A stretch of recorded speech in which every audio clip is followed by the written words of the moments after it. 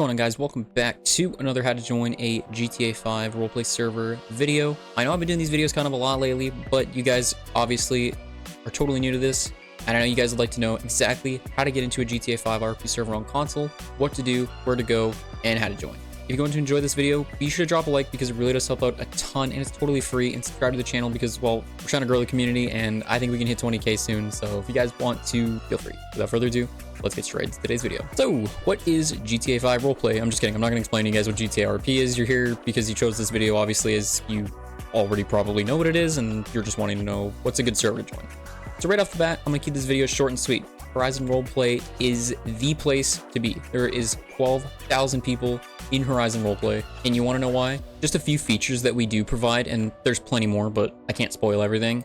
We have access to crafting, so you can craft certain things like certain drugs to redistribute and obviously sell or to other players, up to you to make maybe a little bit of extra money on that. We also have a job center section, and if you go, there is a plethora of jobs you guys can choose from working at a 24/7 cashier, or maybe just taking out trash or restock the shelves, or maybe you want to drive a trash truck and make stops within RP, pick up trash, put them in the back of the truck, move on to the next one. Maybe you want to be a taxi driver, pick up players and drive them to their destinations, or you want to make deliveries working for Go Postal. Maybe you want to work as a security guard or a tow truck driver, a bodyguard, a chef, or a cook maybe. Maybe you want to work at the quarry, bust some rocks all day, or maybe even drive a dump truck. With things like animal control officers, construction workers, and journalists, and just really a whole lot more, you're never going to get bored. There's always going to be jobs to do. It's super fun, and it makes roleplay super realistic. So if you guys have been looking for a realistic roleplay server on console, this is the place to be. And if you're wondering, well, what about griefers and people that try to troll? Don't worry. In Horizon, that doesn't exist. We have a really, really awesome kick system that makes it so that you quite literally, I mean, if you want, you could try to grief the server, but you literally can't. It's pretty awesome. So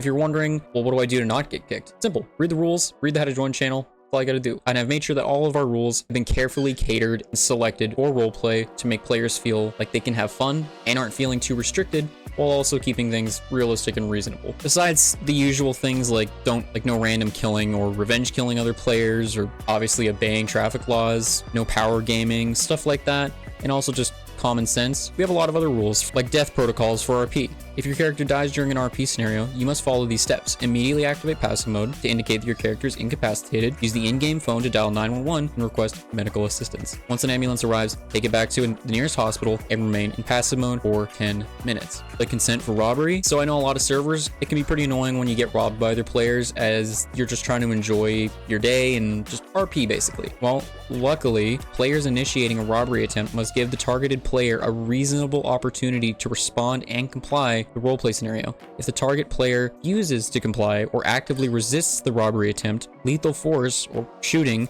may be used to simulate self-defense or the escalation of the situation. However, players are encouraged to prioritize roleplay, negotiation, and conflict resolution whenever possible, even in robbery scenarios. Engaging in combat or using lethal force against a player who actively resists or refuses to comply with a robbery attempt is permitted within the bounds of realistic roleplay. Excessive use of force or unjustified aggression in a robbery scenario may result in disciplinary action by staff. There's a whole lot more, and trust me guys, everything is, like I said, catered entirely to players. And maybe you want to join a gang in the server, or you want to start a gang in the server. Either way, there is conflict resolution protocol for gangs, and that is, before initiating hostile actions such as drive-bys on members of another gang, there must be a minimum of 5 documented negative interactions between the two gangs. Negative interactions may include verbal altercations, property damage, theft, or non-lethal physical confrontations. Each negative interaction should be documented and reported to server staff for verification. Once the minimum threshold of 5 negative interactions is met, gang leaders or designated representatives may initiate official hostilities against the opposing gang. Again, it goes on, but as you guys can tell, there's just things in place to make sure at the end of the day everyone's having fun and nothing feels unfair, while also keeping things realistic. Another really important rule that I'd like to go over in this video before you guys do end up joining the server, and this is super important, is when it comes to items in the server, everything must be bought in the server first before it can be used in-game. For example, if you want to buy a gun, there is a civ rank behind it. Don't worry, civ ranks aren't restrictive or hard to attain. You just get them by actually role-playing and using /me commands, and you'll level up your role-playing experience. It's actually a really cool system, and when you guys actually see it, you'll know what I'm talking about. You're not going to see anybody pulling out cars that are unrealistic or make absolutely no sense because you have to earn it, you got to work for it, and yeah, it's pretty realistic, it's pretty awesome, and I think you guys are gonna love it. But that's basically it for at least some of the rules. There's more, but you guys will go and read those yourselves once you join. Now, when it comes to the how to join channel, this is the most important channel ever because it's gonna have, well, everything you need on how to join. First things first, before you apply and do like literally anything, you need to read all the roleplay rules, which is some of the stuff that I just went over with you guys, to their fullest. There will be questions about them on the application, as well as you'll need to know them to avoid punishments or getting kickable on RP. Usually we get a lot of people asking, well, can I just read some of them? No, you should read all. We don't expect paragraphs for answers to questions. However, you will be at your character you plan on having in a roleplay, and answering with like a gangster or a civ or a cop, etc. It's not gonna do.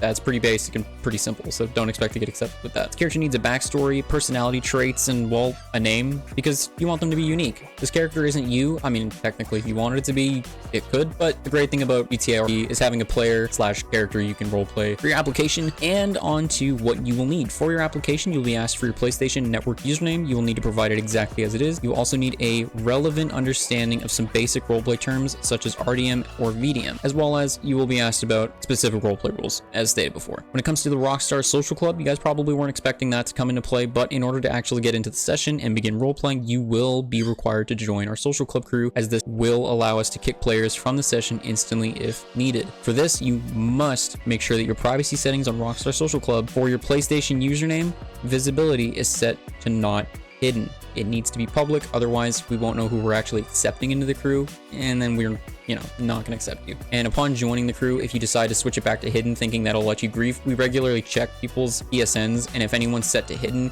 we go through and boot them. So there's really no way of getting around it. Final step, once you've been accepted, a new channel will appear called Main Server, and a link to the crew will be provided in your application acceptance message. But a warning to you guys, Rockstar Games have officially announced in a GTA 5 online patch that if you grief or disrupt gameplay for players, you can get permanently banned from GTA Online. This is done by another player reporting you for griefing/disruptive gameplay. All it takes is one report. For example, if you joined the roleplay session and killed players on your Mark II oppressor, or took the time to snipe players, blow up their cars deliberately, etc., all it would really take is a single in-game report. So my advice is troll at your own risk. And that's basically it. A link to the Discord server can be found in the description of this video, and you guys will be on your way. If you forget anything, feel free to come back to this video, share it with your friends, because why not have more people in the server? I can guarantee anyone you know most definitely going to enjoy their time in Horizon. But I can't spoil everything. I'll see you guys in there. Hope you have an awesome day. Peace out.